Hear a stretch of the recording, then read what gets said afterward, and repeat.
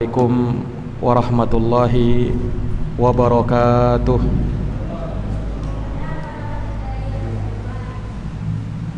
Alhamdulillah,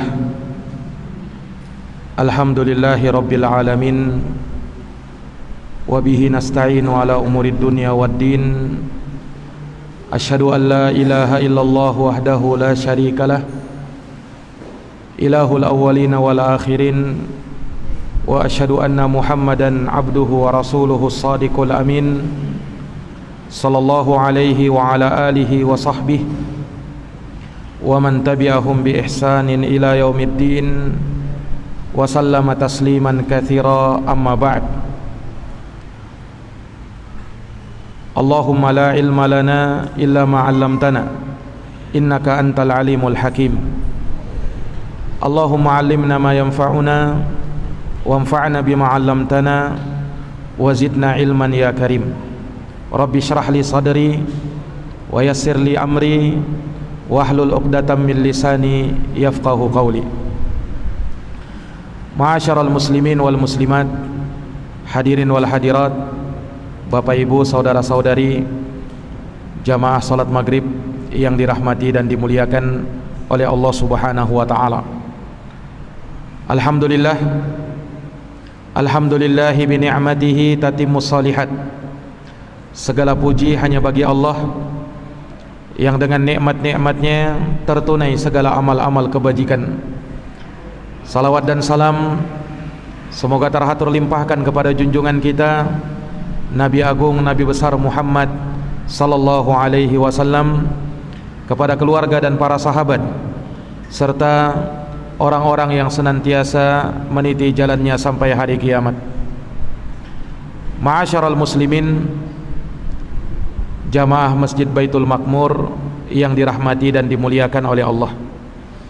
Pada malam hari yang berbahagia ini, dengan taufik dari Allah Subhanahu wa taala, kita dapat melanjutkan kembali pembahasan dari kitab Riyadhus Shalihin min kalami Sayyidil Mursalin, karya Al-Imam Abu Zakaria Yahya bin Sharaf An-Nawawi rahimahullahu ta'ala, di mana kita masih dalam pembahasan penyebutan ayat-ayat tentang keikhlasan. Dua ayat yang disebutkan oleh Imam Nawawi sudah kita bahas dan sudah kita jelaskan makna dan tafsirnya. Maka malam hari ini kita akan masuk pada ayat yang ketiga yang beliau sebutkan. Kata Imam Nawawi rahimahullahu ta'ala rahmatan wasi'ah, wa qala ta'ala, dan Allah Subhanahu wa ta'ala berfirman, qul in tukhfu ma fi sudurikum aw tubduhu ya'lamhullah. Katakanlah wahai Muhammad, jika kalian menyembunyikan apa yang ada di dalam dada-dada kalian atau yang kalian nampakkan, maka Allah Subhanahu wa ta'ala maha mengetahuinya. Ini ayat di dalam surat Ali Imran ayat ke-29. Di dalam ayat yang mulia ini Allah Subhanahu wa ta'ala memerintahkan kepada nabinya, qul, katakan, perintah kepada nabi kita, katakan wahai Muhammad, in tukhfu ma fi sudurikum, jikalau kalian menyembunyikan sesuatu yang ada di dalam dada-dada kalian, au tubduhu, atau kalian tampakkan itu, ya'lamhullah, maka ketahuilah Allah Subhanahu wa ta'ala tahu hal tersebut. Ayat ini menjelaskan tentang keluasan ilmunya Allah Subhanahu wa ta'ala.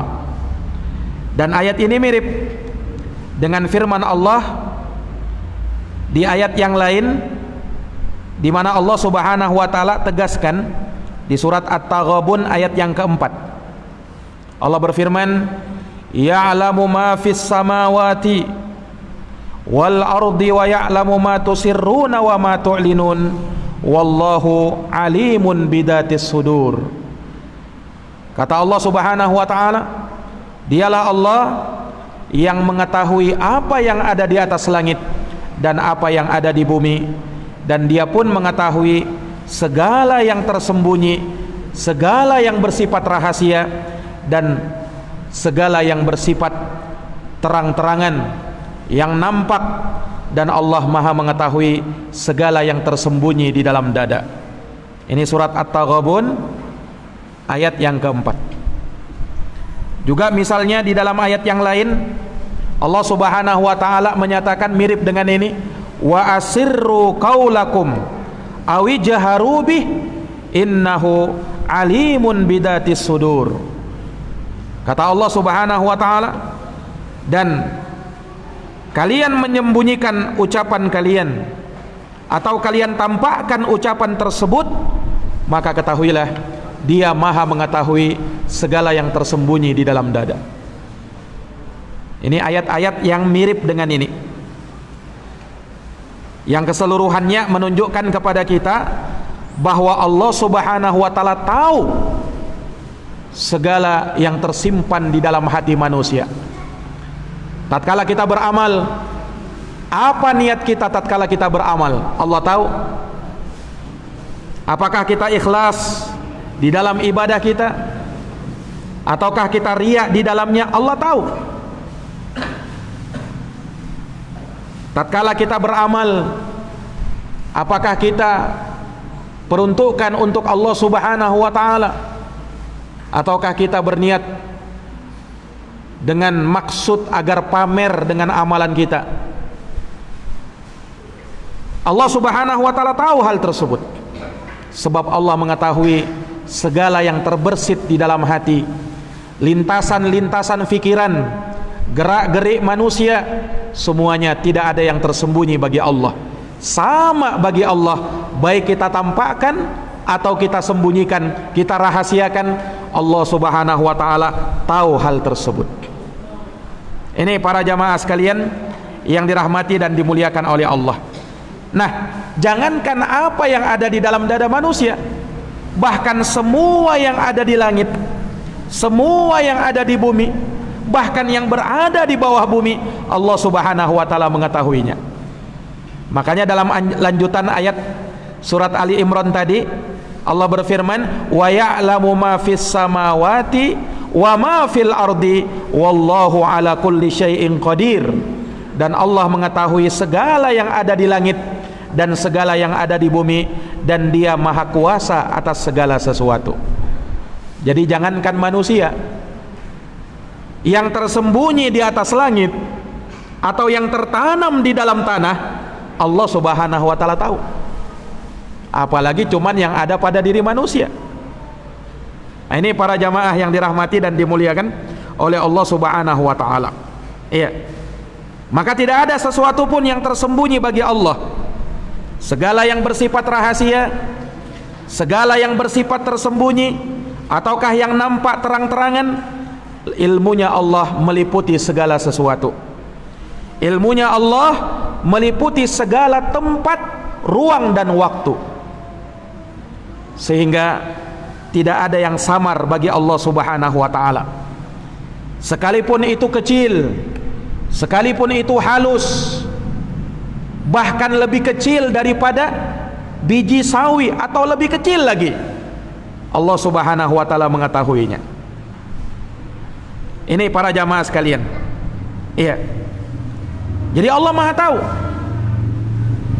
Dan ini peringatan dari Allah Subhanahu wa taala bahwa tatkala kita beramal, hendaknya kita membaguskan niat kita. Sebab Allah tahu tatkala kita sholat tadi, apakah kita ikhlas karena Allah, ataukah ada niatan-niatan yang buruk di dalam hati kita?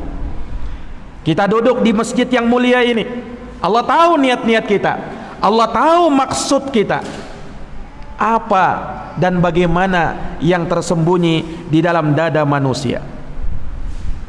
Ini para jamaah sekalian. Nah, Allah Subhanahu wa taala sebutkan ini ayat karena manusia ketika beramal, hampir tidak ada yang beramal kemudian dia menampakkan rianya dalam amalannya. Tidak ada yang seperti itu. Rata-rata kalau beramal, yang nampak, yang terlihat betul-betul dia ikhlas dan khusyuk kepada Allah.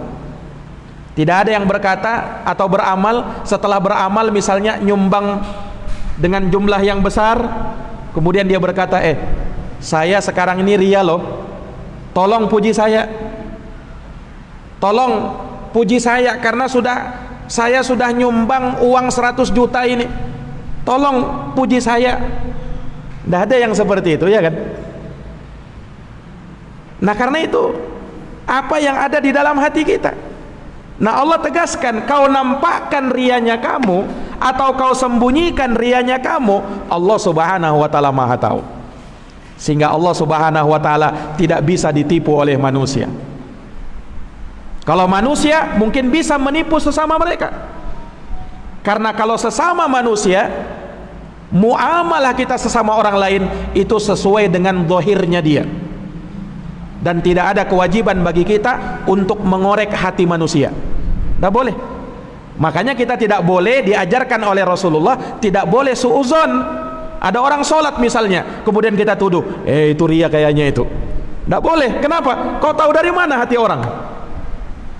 Nah, kita bermuamalah sama dia sesuai dengan zahirnya. Dia muslim, dia muslim. Dia sholat, baik sholatnya. Adapun hatinya kita serahkan kepada Allah Subhanahu wa taala. Kita bermuamalah kepada orang lain sesuai dengan apa yang nampak bagi kita. Tidak boleh kita suuzon kepada dia. Karena urusan hati serahkan kepada Allah. Ini para jamaah sekalian, di dunia seperti itu.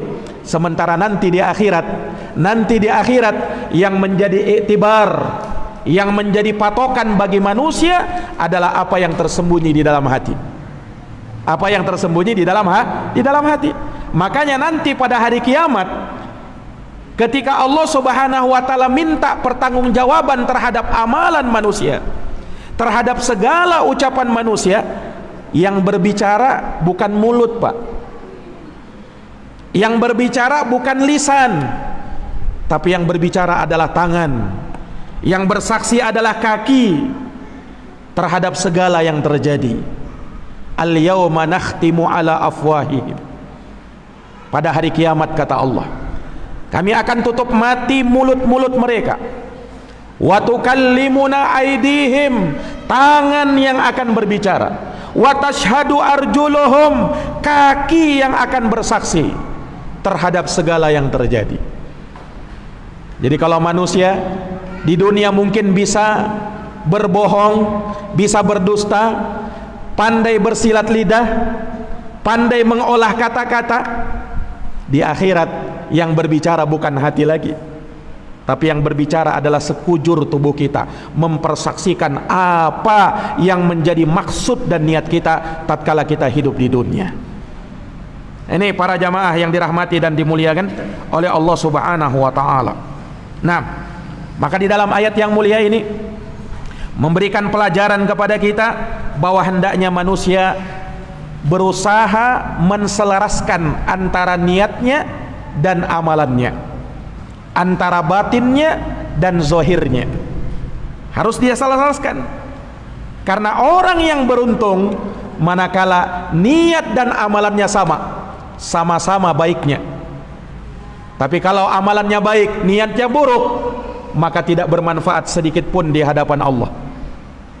Orang yang amalannya baik, terlihat zahirnya Masya Allah, tapi niatnya buruk, maka tidak berarti semua di hadapan Allah Subhanahu wa ta'ala. Ini para jamaah sekalian, makanya kita berusaha selaraskan antara amalan batin kita dengan amalan zahir kita. Karena khawatir nanti Allah Subhanahu wa ta'ala yang bongkar sendiri, Pak. Disebutkan di dalam hadits yang sahih, Rasulullah sallallahu alaihi wasallam bersabda, "Man samma'a samma Allahu bih, wa man ra'a Allahu bih." Barang siapa yang beramal supaya ingin didengar oleh orang lain, maka Allah akan perdengarkan keburukan dia nanti di dunia ataukah di akhirat. Orang yang beramal karena ingin didengar sama orang, Allah akan dengarkan keburukannya kepada orang lain, baik di dunia ataukah nanti di akhirat. Wa man ra'a ra'allahu bih, dan siapa yang beramal supaya ingin dilihat sama orang, maka Allah akan perlihatkan keburukannya nanti, baik di dunia ataukah nanti di akhirat. Ini para jamaah sekalian, dan inilah yang menyebabkan su'ul khotimah. Kita menutup kehidupan ini bukan dengan husnul khotimah, tapi dengan su'ul khotimah. Na'udzubillah. Kenapa? Karena batinnya tidak sesuai dengan zahirnya. Ini mirip dengan orang munafik, Pak. Orang munafik itu kan, lihat orang munafik di hadapan Nabi pada masa Nabi SAW, bersyahadat di hadapan Nabi. Tidak sampai di situ, sholat di belakang Nabi, ikut bersedekah juga bersama sahabat, bahkan pernah ikut berjihad melawan orang kafir, orang munafik. Tetapi Allah Maha tahu apa yang tersembunyi di dalam hati mereka, sehingga hukum Allah terhadap orang munafik tidak pernah berubah. Allah katakan di dalam Quran, innal munafiqina fid darkil asfali minan nar, sungguh orang-orang munafik itu berada di kerak terbawah dari api neraka. Kenapa? Menunjukkan bahwa siksaan yang mereka dapatkan lebih hebat daripada orang kafir asli. Karena orang munafik menipu, Pak. Orang kira dia muslim, orang kira dia beriman, tapi ternyata dia menipu orang. Ucapannya saja Islam, ucapannya saja beriman, tetapi hatinya buruk. Dia sembunyikan kekafirannya dan kekufurannya kepada Allah Subhanahu wa ta'ala. Ini para jamaah sekalian, inilah yang menyebabkan su'ul khotimah. Na'udzubillahi min dalik.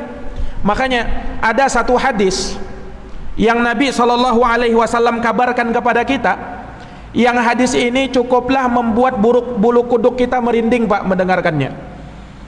Nabi kita Muhammad SAW pernah bersabda, innal abda, sesungguhnya seorang hamba, la ya'malu bi amalin, dia beramal suatu amalan, amalu ahlil jannah, dia beramal dengan amalan penghuni surga, hatta ma yakunu bainahu wa bainaha illa dira, sehingga tidak ada jarak antara dia dengan surga itu kecuali satu jengkal aja, sejengkal lagi masuk surga. Tapi apa yang terjadi? Fayasbiqu alaihil kitab, dia pun didahului oleh takdir Allah. Takdir berkata lain, fayamalu bi amali ahlin nar, maka di penghujung hidupnya dia beramal seperti amalan penghuni neraka, fayadkhuluha, maka dia ditutup dengan hal tersebut dan akhirnya dia pun masuk ke dalam neraka. Nauzubillahi min zalik, sejengkal lagi masuk surga, tapi subhanallah dia ditutup dengan su'ul khotimah. Nah, karena manusia ini kan yang menjadi penentunya itu ya di akhir hidupnya. Kata Nabi apa? Innamal a'malu bil khawatim, amalan itu sesuai dengan penutupnya. Kalau kita tutup dengan kebaikan, maka kebaikan yang kita dapatkan. Maka itulah yang kita senantiasa harapkan, supaya kita ditutup oleh Allah dengan husnul khotimah. Ini para jamaah sekalian, loh kok bisa ya ada orang yang beramal amalan penghuni surga sepanjang umurnya, tapi ternyata setelahnya dia masuk neraka? Kok bisa begitu? Nah, hadits ini sebenarnya disebutkan dalam riwayat yang lain.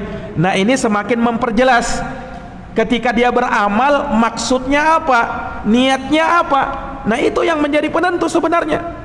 Lihat di dalam riwayat lain, orang ini ternyata ketika dia beramal amalan penghuni surga, fima yabdu linnas, pada apa yang nampak bagi manusia.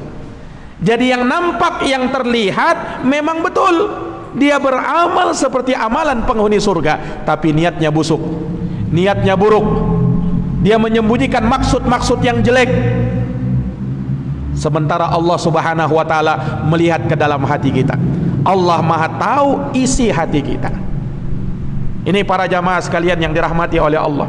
Makanya Pak, pernah diceritakan ada seorang di masa Nabi SAW. Orang ini hebat berperang luar biasa, dengan gagah berani, ya, dia menerjang musuh, melawan musuh. Naam, luar biasa dia dalam berperang, sampai para sahabat memuji orang tersebut. Ini orang Masya Allah, dia ini nanti mati akan masuk surga nantinya orang ini. Tapi subhanallah, Nabi diberitahukan oleh Allah Subhanahu wa taala mendapatkan wahyu, ternyata orang tadi menjadi penghuni neraka. Dan Nabi kabarkan kepada para sahabat bahwa orang itu akan menjadi penghuni neraka. Para sahabat pun merasa heran, loh kok bisa ya Rasulullah? Dia kan berjihad luar biasa, pemberani luar biasa, dia membela agamamu ya Rasulullah, kok bisa dia masuk neraka? Kata Nabi SAW, lihat saja, dia akan masuk ke dalam neraka. Akhirnya para sahabat pun penasaran, kok bisa-bisanya orang ini masuk neraka? Akhirnya ada sebagian sahabat yang terus memantau orang ini sampai akhir hayatnya. Subhanallah. Jadi disebutkan dalam kisah, ketika orang ini berperang, ya, kemudian dia mendapat luka tusukan yang luar biasa, tapi dia masih hidup. Maka dia pun diselamatkan, diobati. Kemudian ketika dia sudah merasa tidak tahan dengan luka-luka yang ada pada dirinya, dia pun bunuh diri.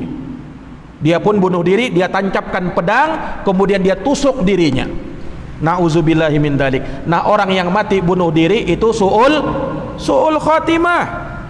Maka di sanalah baru para sahabat tahu, subhanallah, benar apa yang disabdakan oleh Nabi sallallahu alaihi wasallam bahwa orang tersebut menjadi penghuni neraka. Di dalam Islam haram hukumnya bunuh diri. Dosa besar itu. Dan ketika dia menutup dengan hal tersebut, maka itu tutupan yang jelek, su'ul khotimah, na'udzubillahi min zalik. Ini para jamaah yang dirahmati oleh Allah. Terkadang manusia ini kan melihat, ya, tatkala dia hidup, naam, kemudian dia merasa putus asa, dia pun merasa kehidupannya sudah hampa, dia pun menempuh jalan pintas. Kenapa katanya? Supaya selesai masalah saya. Dikiranya dengan bunuh masalahnya. Justru itu awal masalah dia. Kenapa? Kehidupan dia setelahnya akan lebih berat. Dia pikir tidak ada azab di dalam kubur, tidak ada siksaan di dalam kubur. Subhanallah. Ini para jamaah yang dirahmati dan dimuliakan oleh Allah. Iya. Makanya, tatkala kita beribadah kepada Allah Subhanahu wa taala, tatkala kita beramal, maka jangan sampai kita hanya dapatkan capek dalam beramal itu. Jangan sampai kita hanya mendapatkan letih dan lelah dalam beramal itu, sementara kita tidak dapatkan pahalanya di sisi Allah Subhanahu wa taala. Kenapa? Karena kita tidak ikhlas di dalam beramal. Makanya ulama menasihatkan, bahkan bersumber dari sahabat Ali bin Abi Thalib, bahwa kamu kalau beramal, jangan kamu terfokus pada amalanmu itu saja, tapi fokuskanlah apakah amalan itu diterima ataukah tidak. Kata sahabat Sayyiduna Ali bin Abi Thalib radhiyallahu anhu, kunu liqabulil amali ashaddah ihtimaman minkum bil amali. Hendaknya kalian itu lebih fokus terhadap apakah itu amalan diterima oleh Allah ataukah tidak, ketimbang fokus terhadap amalan itu sendiri. Ini maksudnya apa? Kita itu dalam amalan, lihat ini amalan saya diterima atau tidak ini. Dan itu dipengaruhi dengan niatnya, ikhlas ataukah tidaknya dia. Para jamaah yang dirahmati dan dimuliakan oleh Allah, tetapi sebagian orang terkadang keliru di dalam memahami nas-nas yang seperti ini. Ada orang, dia malah ketika disuruh beramal dia tidak mau beramal. Alasannya kenapa? Ustadz, saya kayaknya masih berat ikhlas ini. Disuruh sholat kamu? Enggak. Kenapa? Niat saya masih belum ikhlas Ustadz. Untuk apa kalau saya sholat kalau niat saya belum ikhlas? Akhirnya dia enggak sholat. Ada orang disuruh bersedekah, saya mau perbaiki niat dulu. Nah, niat saya ini masih belum beres ini. Iya. Akhirnya dia tinggalkan sedekah. Ada perempuan disuruh berjilbab, dia malas dulu. Nanti dulu Ustadz. Kenapa? Niatku belum ikhlas. Nanti kalau sudah ikhlas baru saya berjilbab. Subhanallah. Ini ditipu sama syaitan. Karena yang Allah perintahkan beramal, sholat, puasa, bersedekah, dan berusahalah untuk ikhlas di situ. Jangan menunggu ikhlas dulu baru mau beramal. Sampai kapan? Nah, ini terkadang setan masuk di sini. Ketika dia mau beramal, mau sholat, padahal niatmu itu belum beres itu. Nanti aja kamu sholat, nanti aja sholat, niatmu belum beres. Nanti tidak diterima sholatmu bagaimana? Akhirnya dia pun ditipu sama setan. Nah, ini salah yang seperti ini. Kita diperintahkan untuk beramal, kemudian berusaha untuk bisa ikhlas. Itu yang benar. Nah, ini para jamaah yang dirahmati dan dimuliakan oleh Allah Subhanahu wa taala. Maka jangan sampai kita menjadikan alasan niat belum ada, ikhlas belum ada, kemudian akhirnya kita meninggalkan amalan. Itu salah, itu keliru. Beramal Anda dan berusahalah untuk ikhlas di dalam beramal. Itu yang benar. Nah, ini para jamaah yang dirahmati dan dimuliakan oleh Allah. Nah, dengan keikhlasan inilah kita akan mendapatkan keselamatan di dunia dan di akhirat. Dengan amalan yang ikhlaslah Allah Subhanahu wa taala akan mengampuni segala dosa-dosa kita. Bahkan walaupun dosa kita terlalu banyak, bahkan walaupun dosa kita setinggi langit. Siapa yang bilang? Nabi SAW yang bilang.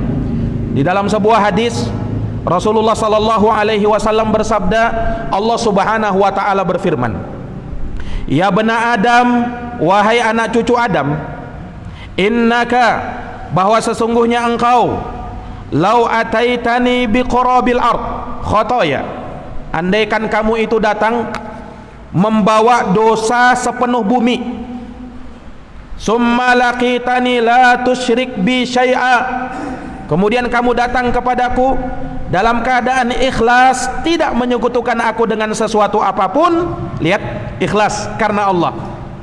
La ataituka biqurabiha maghfirah, niscaya aku akan datang kepadamu dengan membawa ampunan sepenuh bumi pula. Asalkan kamu ikhlas. Allahu Akbar. Ini para jamaah yang dirahmati dan dimuliakan oleh Allah. Dengan keikhlasan, Allah Subhanahu wa taala juga akan memberikan keselamatan kepada kita dari segala mara bahaya, musibah dan malapetaka. Dengan keikhlasan. Mungkin kita pernah mendengar hadis tentang 3 orang yang dikisahkan oleh Nabi SAW dalam hadis yang diriwayatkan oleh Imam Al-Bukhari dan Imam Muslim dari sahabat Ibnu Umar radhiyallahu anhuma. Jadi Nabi SAW bercerita, kata Rasulullah SAW, innahu, sesungguhnya telah ada umat sebelum kalian.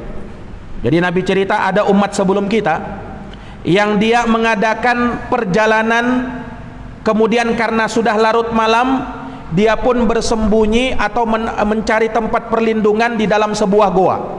Maka dia pun masuk ke dalam goa itu. Kemudian ketika malam tiba, maka sebongkah batu yang sangat besar turun dari atas bukit atau dari atas gunung, kemudian menutupi pintu goa mereka. Akhirnya mereka pun terkunci di dalam goa itu dalam keadaan gelap tentunya. Mereka berusaha untuk mendorong batu besar itu, namun tidak bergerak sedikit pun juga. Tidak bergerak sedikit pun juga. Akhirnya apa? Mereka pun berpasrah diri kepada Allah Subhanahu wa taala. Kita sudah berusaha, sekarang kita tinggalkan Allah Subhanahu wa taala yang menyelamatkan kita. Maka seorang dari mereka berkata, innahu la yunjikum min hadhihi sakhrah illa an tad'u wallaha bisalihi a'malikum. Sesungguhnya kalian tidak akan bisa selamat dari batu yang mengurung kalian ini kecuali manakala kalian berdoa kepada Allah dengan menyebut amal soleh kalian. Ini salah satu bentuk tawassul yang dibolehkan di dalam agama, bertawassul dengan amalan soleh. Boleh seperti itu. Kita berdoa kepada Allah, ya Allah, karena saya telah menjalankan sholat 5 waktu, maka berikan saya tambahan rezeki ya Allah. Boleh seperti itu. Itu bertawassul dengan amalan soleh. Ya Allah, karena sebab birrul walidain yang saya lakukan, bakti saya sama orang tua saya, ya Allah selamatkan saya. Ini boleh. Itu tawasul dengan amalan soleh. Sama di dalam hadits ini, Nabi SAW ceritakan, akhirnya orang ini pun berdoa kepada Allah. Seorang dari mereka berkata, Allahumma, ya Allah, kana li abawani syaikhani kabirani. Dahulu saya, ya Allah, dia ceritakan amal solehnya dulu dalam bentuk doa ini. Ya Allah, dulu saya punya kedua orang tua. Orang tua saya ini, saya sangat berbakti sama dia, ya Allah. Nah, pekerjaan saya itu mengambil kayu bakar di hutan. Kemudian dari sana saya pun memerahkan susu untuk kedua orang tua saya. Nah, kebiasaan saya tidak akan berani meminum susu itu sebelum kedua orang tua saya minum. Maka suatu hari dia pun bercerita, saya pun pulang larut malam, ya Allah.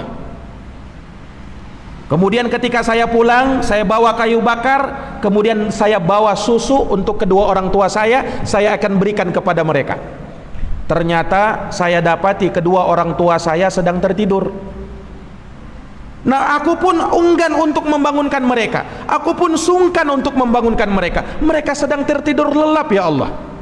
Maka aku pun tunggu mereka dalam keadaan aku sedang kelaparan, ya Allah.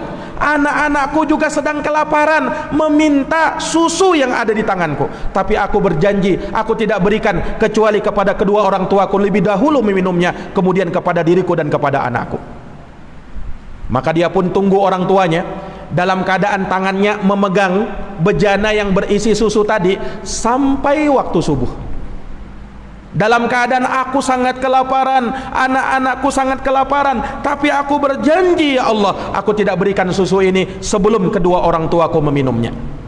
Sehingga tatkala kedua orang tuaku bangun, aku pun memberikan kepadanya, baru setelahnya aku minum, ya Allah. Lihat, orang ini sangat berbakti sama orang tuanya. Maka dia pun berkata, ya Allah, andaikan yang saya lakukan tadi ikhlas karena mengharapkan wajah-Mu, maka lepaskanlah kami, bebaskan kami dari batu yang mengurung kami di tempat ini. Maka subhanallah, dengan kekuasaan Allah subhanahu wa ta'ala, batu tersebut pun bergeser. Dengan kekuasaan Allah, batu tersebut pun bergeser, Pak. Tapi ternyata mereka masih belum bisa keluar. Maka orang yang kedua pun berkata, dia menyebut amalan solehnya. Dia pun mengatakan, Allahumma, ya Allah, sesungguhnya dulu aku punya saudara sepupu perempuan. Dia punya saudara sepupu perempuan, dan wanita ini, ya Allah, saya sangat cinta kepadanya. Tapi dia selalu menolakku, ya Allah. Wanita itu tidak cinta kepadaku, ya Allah. Aku pun senantiasa merayunya, membujuknya, tapi dia tidak mau kepadaku. Hingga suatu hari dia bercerita, tatkala terjadi musim paceklik, musim kemarau yang panjang, wanita itu pun datang kepadaku, ya Allah. Dia minta bantuan kepadaku. Maka aku berikan bantuan kepada dia dengan meminjamkan kepada dia uang sebanyak 120 dinar. Tapi dengan syarat dia mau menyerahkan dirinya kepadaku, ya Allah. Aku syaratkan begitu kepada dirinya. Maka dengan terpaksanya wanita itu akhirnya pun mengiyakannya. Maka tatkala aku pun sudah bersiap-siap di hadapannya ingin melakukan perbuatan itu, ya Allah, dia pun mengingatkan aku. Dia berkata, ittaqillah wala tafudil khatama illa bihaqqih. Bertakwalah kamu kepada Allah dan jangan kamu pecahkan cincin kecuali dengan haknya. Maka mendengarkan ucapan wanita tersebut, dia pun bergetar badannya. Dia pun muncul rasa takutnya kepada Allah. Yang dia lakukan ini perbuatan salah ini. Maka dia pun tinggalkan wanita tersebut dan dia tetap berikan 120 dinar, dia berikan kepada wanita itu.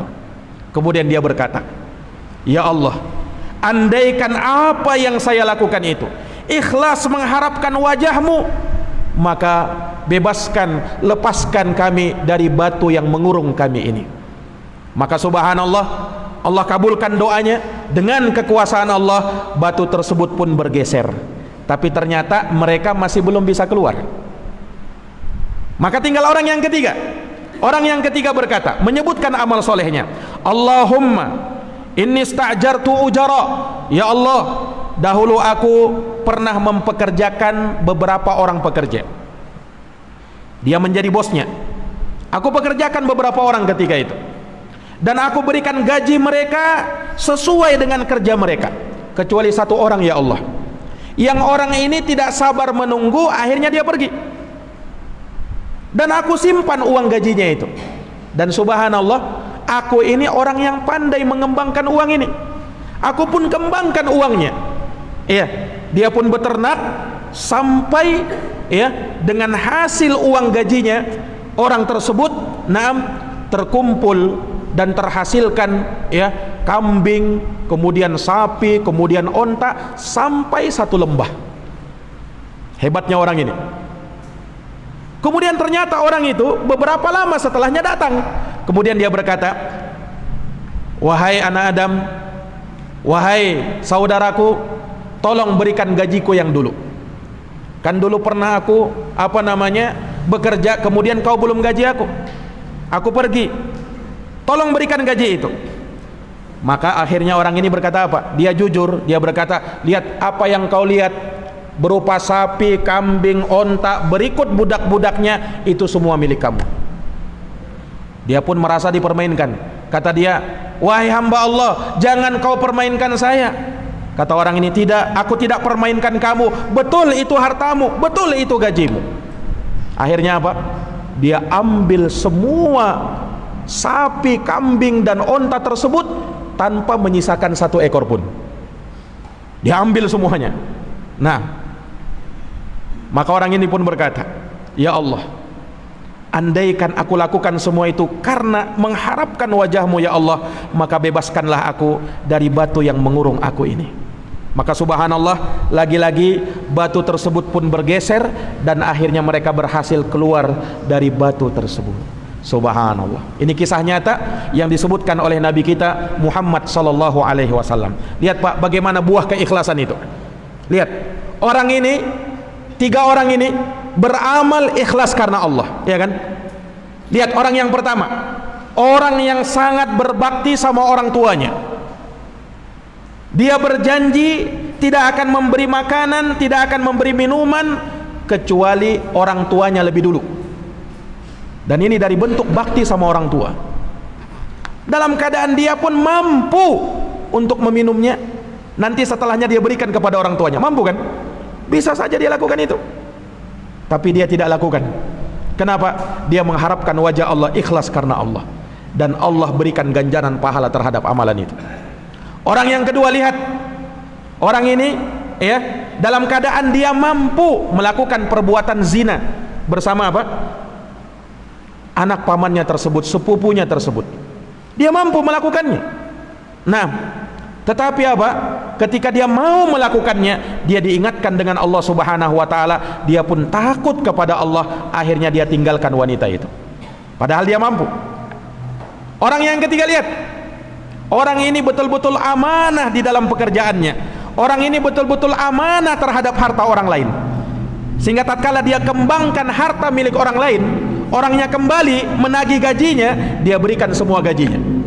Padahal kan dia mampu untuk memberikan gajinya tanpa dia beritahukan bahwa gajinya sudah dia kembangkan, ya kan? Mampu dia. Iya, tetapi apa? Orang ini jujur, orang ini amanah. Aku kembangkan hartamu sehingga menjadi sapi, kambing, onta sampai 1 lembah. Itu semua kau ambil. Subhanallah. Nah, orang ini tidak ada yang mendasari amalan dia kecuali betul-betul ikhlas karena mengharapkan wajah Allah Subhanahu wa taala. Makanya Allah kabulkan doanya, Allah selamatkan dia dari mara bahaya, dari bahaya yang mengurung dia. Maka ini tidak lain dan tidak bukan karena buah dari keikhlasan. Para jamaah yang dirahmati dan dimuliakan oleh Allah Subhanahu wa taala, maka sekali lagi dengan keikhlasan kepada Allah Subhanahu wa taala, maka Allah akan berikan pahala kepada seseorang dengan amalan yang dia kerjakan, dan itu karena rahmat dari Allah Subhanahu wa taala kepada mereka yang mukhlisin, kepada mereka-mereka yang ikhlas. Nah, ketika Allah Maha tahu segala yang ada pada diri manusia, hati dan perbuatannya, maka ini memberikan kepada kita rasa takut kepada Allah. Jangan sampai kita melakukan amalan-amalan keburukan atau niat-niat yang buruk dalam amal kebaikan, sehingga kita pun menjadi orang yang merugi, orang-orang yang tidak mendapatkan pahala balasan di akhirat nanti. Habaan mansura, hanya bagaikan debu yang berterbangan, tidak teranggap sama sekali oleh Allah Subhanahu wa taala. Para jamaah yang dirahmati dan dimuliakan oleh Allah, demikian mungkin yang bisa kami sampaikan terkait dengan ayat-ayat keikhlasan yang mudah-mudahan memberikan tambahan ilmu kepada kita, membuat kita menjadi orang yang bertakwa kepada Allah Subhanahu wa taala, dan semoga Allah senantiasa memberikan keikhlasan dalam setiap ucapan amalan yang kita lakukan, sehingga amal ibadah kita sempurna diterima oleh Allah Subhanahu wa taala, dan kita pun mendapatkan kebaikan yang hakiki, kebaikan yang sebenar-benarnya di dalam surga yang penuh dengan kenikmatan biiznillahi taala. Wallahu taala a'lamu bissawab. Demikian para jamaah, jazakumullahu khairan atas perhatiannya. Mohon maaf atas segala kekurangannya. Hadanallahu wa iyyakum ajma'in. Subhanakallahumma wa bihamdika asyhadu an la ilaha illa anta astaghfiruka wa atubu ilaik. Subhana rabbika rabbil izzati amma yasifun wa salamun alal mursalin walhamdulillahi rabbil alamin. Wassalamu alaikum warahmatullahi wabarakatuh.